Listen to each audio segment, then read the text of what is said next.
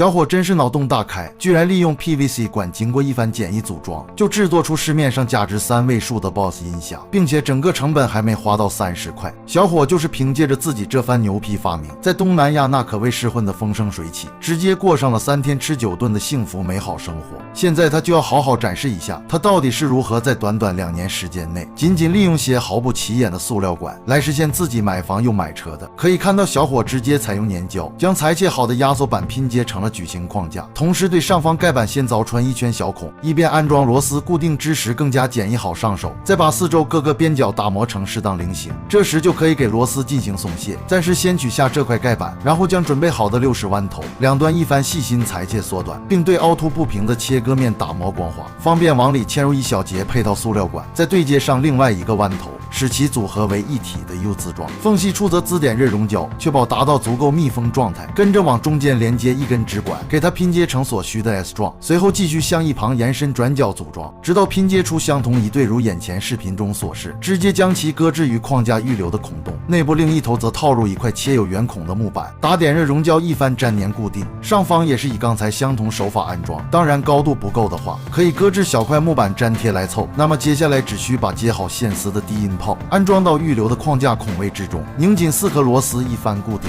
然后连接上电源零部件。到这里，一款由 PVC 管组装而成的音响就这样大功告成了。最后咱一起看看它的音质效果到底如何。